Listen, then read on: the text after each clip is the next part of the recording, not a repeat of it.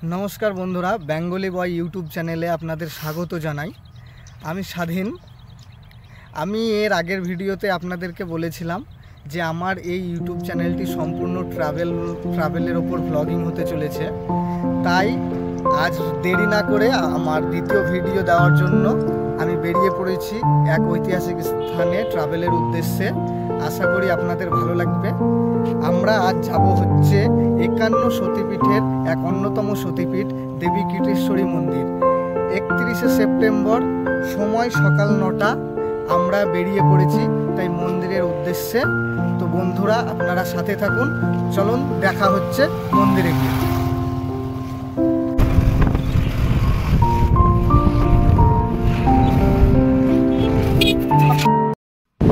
जेहेतु आमार राजदूतके दुदिन किछु खाওয়ানো হয়নি, সেই কারণে পাম্পে ঢুকে একটু কিছু খাইয়ে নিলাম আমার রাজদূতকে। তারপর আমরা বেরিয়ে যাচ্ছি আমাদের সেই গন্তব্যস্থল, আমাদের দেবী মায়ের মন্দির, সতীপীঠ দেবী कीटेश्वरी মন্দির।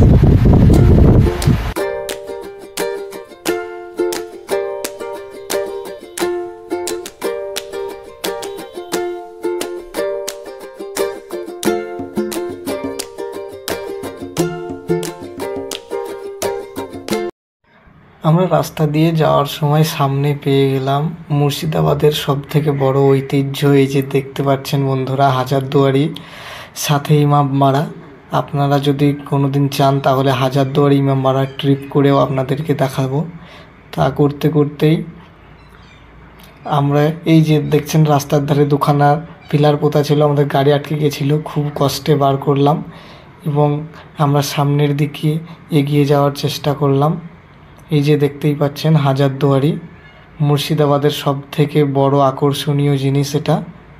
যারা যারা এখনও পর্যন্ত হাজারদুয়ারি দেখতে আসেননি তাদেরকে বলবো তারা যেন অবশ্যই এসে দেখে যাবেন।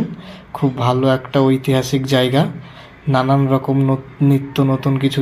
এরপরেই আমরা ভাগীরথী নদী পার করলাম নৌকায় করে कीटेश्वरी যাওয়ার। আমরা বাড়ি থেকে বেরিয়ে আমার বাড়ি থেকে 55 কিলোমিটার দূরে আমাদের গ্রাম कीटेश्वरी গ্রামে আমরা চলে এসেছি।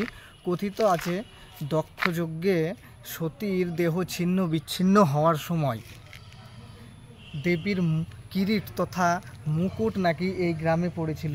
তখন থেকেই নাকি এই গ্রামের নাম कीटेश्वरी। তো এই মন্দির নিয়ে বিশেষ লোকদের বিশেষ মতবিরোধ রয়েছে।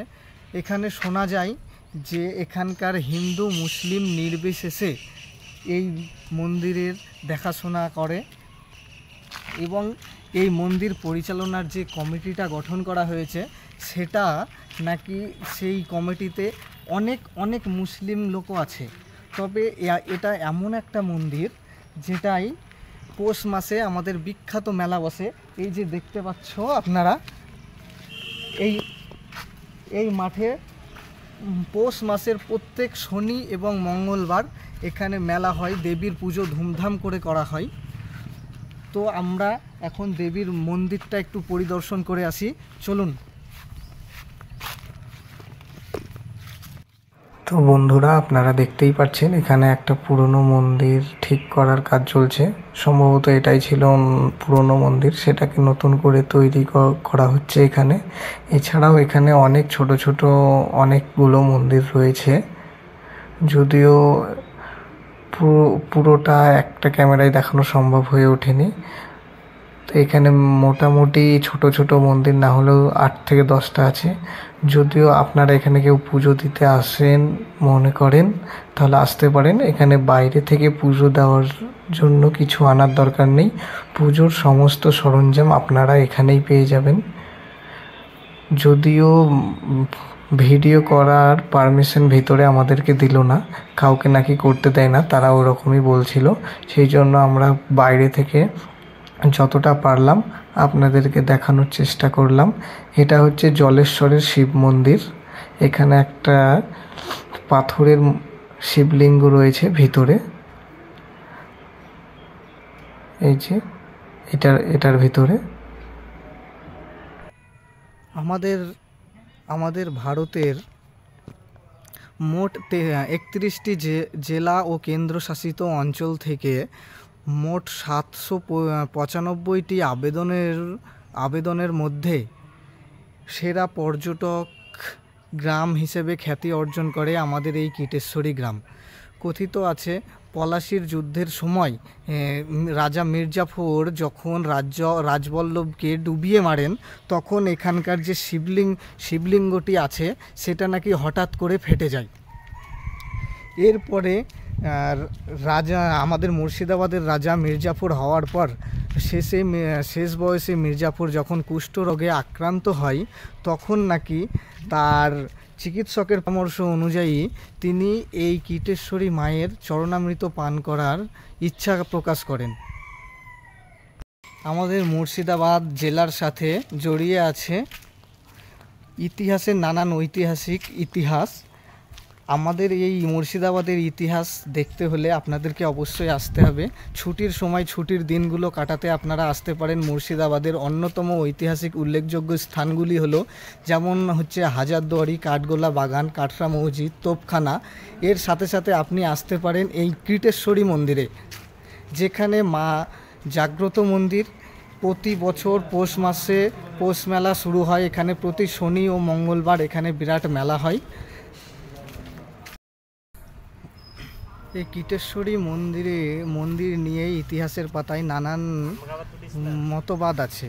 শোনা যায় যে 1105 সালে নাটোরের রানী ভবানী এই মন্দিরের প্রতিষ্ঠা করেন এবং আনুমানিক 37 বঙ্গাব্দে যোগেন্দ্র নারায়ণ রায় এই মন্দিরের সংস্কার কাজ শুরু করেন। এরপর মোগল সম্রাট আকবরের আমল থেকে এই মন্দির দেখাশোনার দায়িত্ব পান লালগোলার রাজা ভগবান রায়। আপনারা যদি কেউ হাজারদুয়ারি ঘুরতে আসেন তো আপনারা ভুলবেন না, হাজারদুয়ারি থেকে মাত্র 3 কিলোমিটার দূরে আমাদের এই অন্যতম সতীপীঠ দেবী কীটেশ্বরীর মন্দির। অবশ্যই আসবেন। তবে আপনাদেরকে আমি একটা পরামর্শ দিব, আপনারা বছরের পৌষ মাসে আসুন। এখানে খুব ধুমধাম করে দেবীর পুজো হয় এবং অনেক বড় মেলা হয় এখানে। সেই টাইমে আসলেই আপনাদের অনেকটা ভালো হবে। যদিও হাজারদুয়ারি থেকে ওই 3 কিলোমিটার দূর ভাগীরথী নদী পার হয়ে আপনাদেরকে এখানে আসতে হবে। তো এই বলে বন্ধুরা, আমার ট্রিপটা আজকে এখানেই সম্পূর্ণ করছি। আপনারা ভালো লাগলে একটু লাইক করবেন, ভালো না লাগলে তো আর কিছু বলার নেই। যদিও আমি নতুন শুরু করেছি, তবে একটু উৎসাহ দিয়ে পাশে থাকবেন। তো বন্ধুদেরকে একটা কথাই বলতে চাই শেষ, আপনারা সুস্থ থাকবেন, ভালো থাকবেন, এবার আপনার পাশে থাকবেন আমার। Bye, tata.